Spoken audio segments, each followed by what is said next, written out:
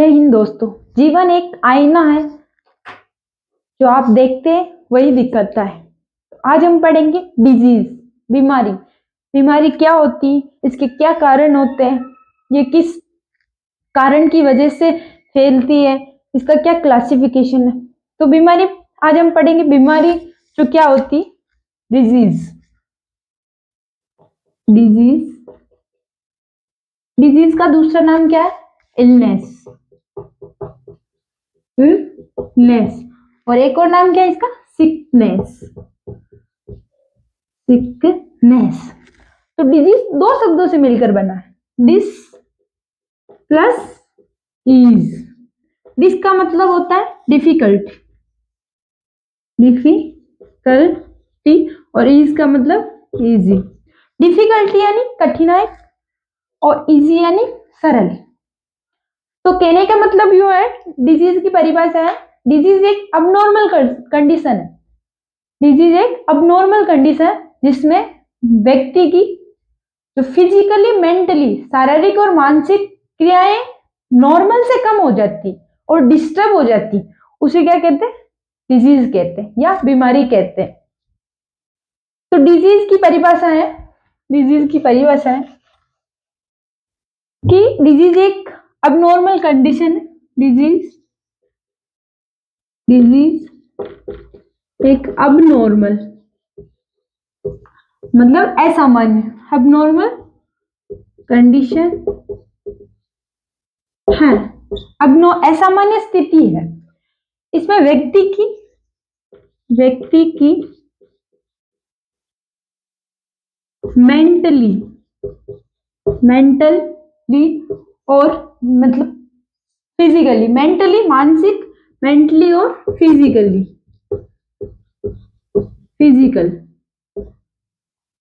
Physical जो क्रियाएं होती है वह नॉर्मल से कम हो जाती। फिजिकल क्रियाएं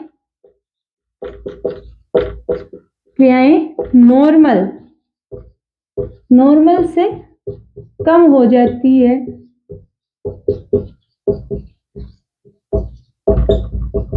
वह डिस्टर्ब हो जाती है। क्या हो जाती है? डिस्टर्ब।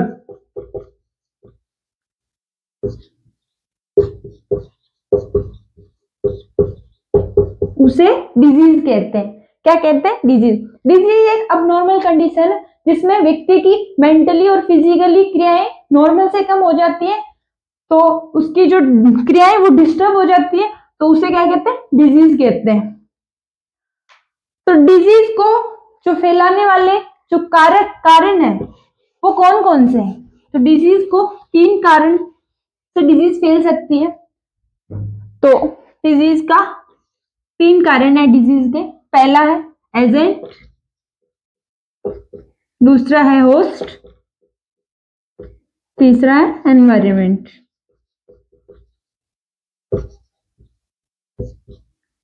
तो कहने का मतलब एजेंट क्या हो गया? कारक हुए जिसके द्वारा हम फैला सकते हैं बीमारी। होस्ट क्या हो गया? परपोषी, जैसे हम मानव, वो हो गया। एनवायरनमेंट जो हमारा वातावरण है, जैसे आपने देखा होगा रेनी सीजन, जो बरसात का सीजन होता है, उसके अंदर हमें मलेरिया बहुत ज्यादा होता है, तो कहीं ना कहीं वातावरण का प्रभाव पड़ा। अगर वातावरण नहीं होगा तो क्या हम बीमारी फैला सकेंगे? नहीं। जब बीमारी का एजेंट प्रेजेंट नहीं होगा तो तब भी हम बीमारी फैला सकते? तो नहीं। तो कहने का मतलब जब ये 3 ही प्रेजेंट हो गए तब हम डिजीज फैला सकते। जैसे इसको याद करने के लिए हम जैसे एजेंट, होस्ट और एनवायरनमेंट। और एजेंट का मतलब हो गया आपकी जीएफ या बीएफ मान लो, और होस्ट का मतलब हो गया आपकी जीएफ, और इसका मतलब हो गया रूम। बीएफ और रूम है तो भी क्या काम चल पाएगा? अब नहीं। आपके जीएफ है और बीएफ भी है, मतलब आप दोनों ही है, आपके पास दोनों ही है, पर आपके पास क्या नहीं है? रूम नहीं। तो क्या चल पाएगा काम? नहीं चल पाएगा। आप गर्लफ्रेंड हो, खुद हो, आपके पास रूम है, क्या बीएफ के बिना काम चल पाएगा? नहीं। तो कहने का मतलब तीन ही जो है ना वो प्रेजेंट हो गए तभी हमें क्या होगी? बीमारी होगी। जब तीनों ही मिल जाएंगे तो क्या होगा? प्रेगनेंसी लगेगी। तो वही मैं बताना चाह रही हूँ कि जब तीनों ही प्रेजेंट होंगे तो हमें डिजीज होगी। याद करने के लिए आप ऐसे याद रख सकते हैं। तो एजेंट का मतलब हो गया जो फैलाने वाला, बैक्टीरिया, वायरस, कुछ भी। तो फैलाने वाला बैक्टीरिया, वायरस, किसी भी थ्रू। होस्ट यानी परपोषी, परपोषी यानी मनुष्य या मानव। एनवायरमेंट यानी वातावरण, वातावरण। तो मैंने बताया कि जब एक नहीं होगा तो भी हमें बीमारी नहीं होगी, तीनों ही प्रेजेंट होंगे तब हमें डिजीज होगी। तो एजेंट है वो कितने टाइप्स के होते हैं वो हम देखेंगे। एजेंट पांच टाइप के। कौन कौन से? फिजिकल, बायोलॉजिकल, केमिकल, न्यूट्रिशनल और सोशल। फिजिकल, बायोलॉजिकल,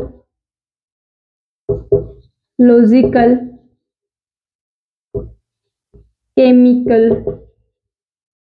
न्यूट्रिशनल और सोशल एजेंट।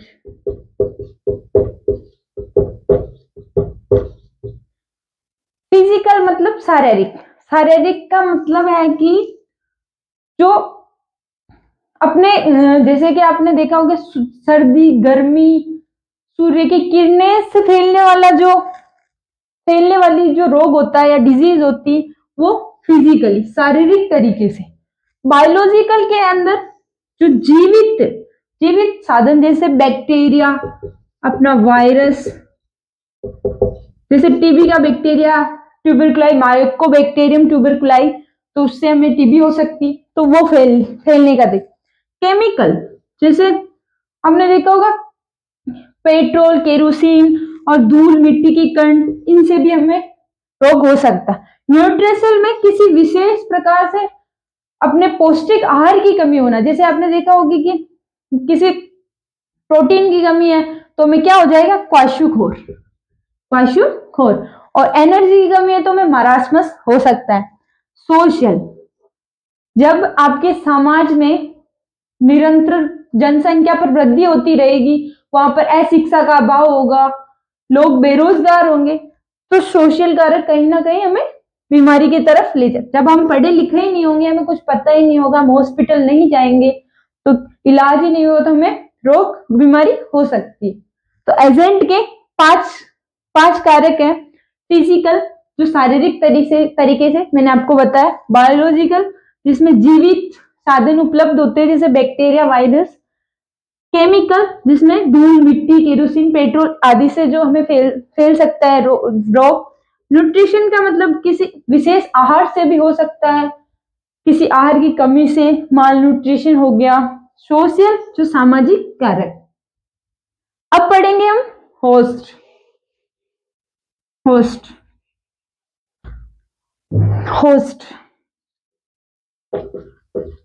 मैंने आपको बताया परपोषी। जब मनुष्य होगा तभी उसके अंदर बैक्टीरिया, वायरस प्रवेश करेगा और डिजीज उत्पन्न करेगा। तो इसके भी कारक है, जैसे बायोलॉजिकल,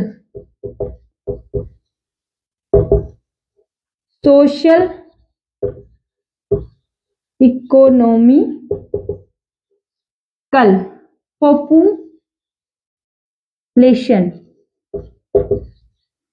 एक लाइफस्टाइल।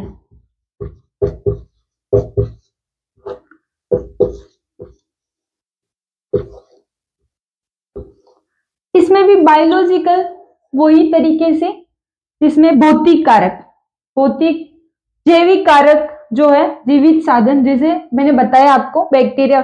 सोशल, इकोनॉमिकल, इसमें उनकी आर्थिक स्थिति, उनकी सामाजिक स्थिति कैसी है, जैसे कि उनकी आर्थिक स्थिति है, वो कहीं पढ़ाई पढ़ाई नहीं की हो उन्होंने, कहीं उनके जॉब नहीं हो, तो भी रोग हो सकता है।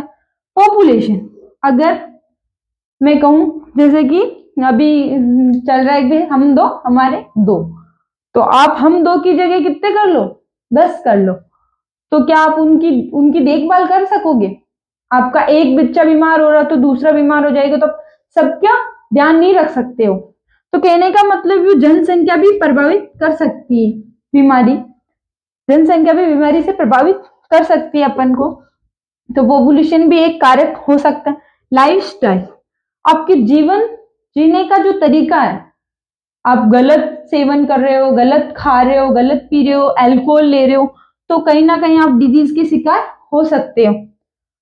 तो होस्ट के हम अंदर हमने 4 पढ़े थे, भौतिक कारक, जैविक कारक सोशल, इकोनॉमिकल, पोल्यूशन और लाइफ स्टाइल। 4 कारक पढ़े, चारों में मैंने बताया आपको किससे किस। अब पढ़ेंगे एनवायरमेंट। एनवायरमेंट, वातावरण, एनवायरमेंट।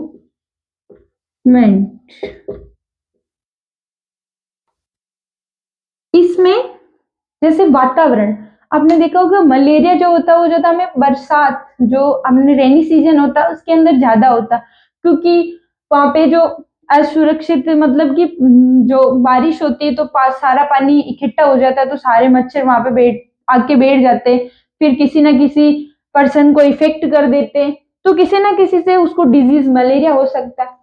तो एनवायरमेंट, वातावरण से भी हमें बीमारी हो सकती है। फिर हम पढ़ेंगे classification of disease. Classification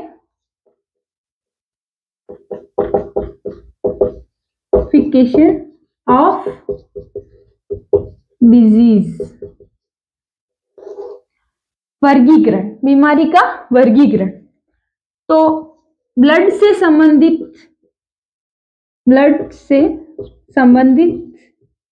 disease, blood से संबंधित रोग या डिजीज। तो हमें ब्लड से संबंधित डिजीज कौन सी हो सकती है?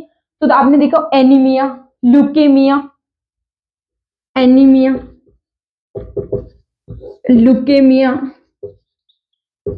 तो ब्लड से संबंधित हमें ये डिजीज हो सकती है, एनीमिया, ब्लड की कमी होना, ल्यूकेमिया, ऐसे ब्लड से संबंधित रोग। फिर हम पढ़ते हैं अपने पौष्टिक आहार से संबंधित, दूसरा है आहार या पौष्टिक से संबंधित।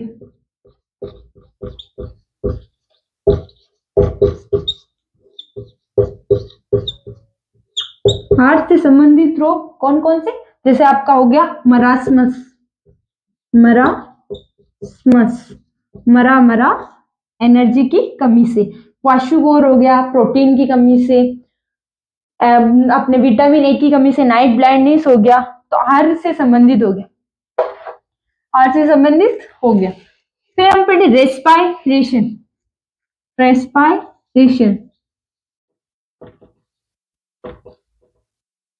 रेस्पायरेशन में जैसे आप रेस्पायरेशन से संबंधित डिजीज, अस्थमा हो गया, श्वास लेने में दिक्कत, सीओपीडी हो गया,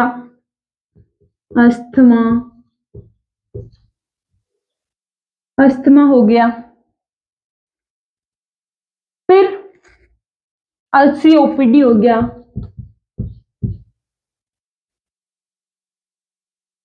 सीओपीडी की full form cooperative pulmonary disease.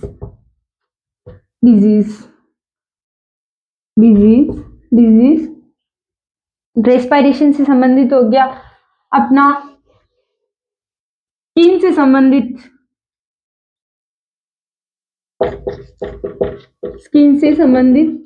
रोग, स्किन से संबंधित जैसे अपना वो स्केबीज, खुजली चलना, स्केबीज, कैटरेक्ट मोतियाबिंद, कैटरेक्ट।